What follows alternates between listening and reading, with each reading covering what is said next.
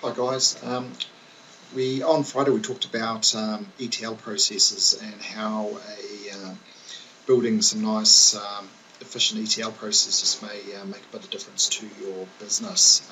So what I want to do here is just give you a very quick demonstration of integration services. So integration services is a specialist ETL tool, and what we're going to do is extract 2.6 million rows of data out of a source database. That database has 14 columns, so there's about 36 million cells of data, and that's going to come out of this database down here. So it's going to come out of basically a data set that I just pulled off the internet. It's called the Heritage Health Prize. It's just a freely available data set. So it just has information on customers and some sicknesses that they had, what sort of condition groups they are, where they've been treated. So fairly basic sort of information. And we're going to run a number of different transformations on them. So what I'll do is I'll just set this process running. So what this process is going to do is it's going to extract information out of the claims database. It's going to run the first transformation, which is a lookup. So it's very much very similar to, say, a VLOOKUP within Excel. Then it's going to basically run a derived column transformation, which is in Excel. That's the same as, say, an if statement.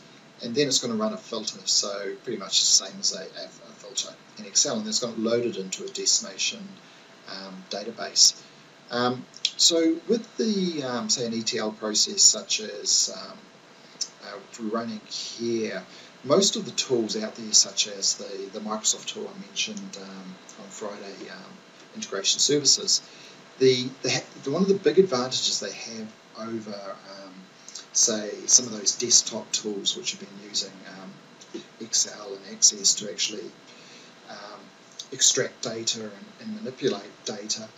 The nice thing about these ETL tools is they provide a really visual view of how the data is being extracted and transformed and loaded. So for example here, you should be able to see these row counters. So basically these row counters are saying how much data has passed through the various stages, and we see there's a number of different boxes. Each one of those boxes represents a particular sort of transformation or step.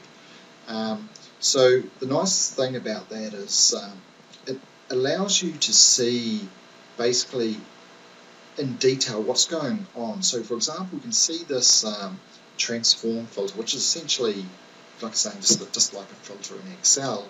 You can see how many records go into the transformation and how many go out.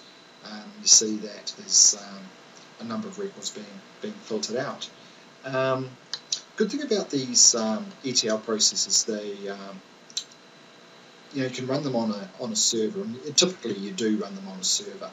I've got this running on my laptop, so I've got it's not a particularly powerful laptop. It's got 2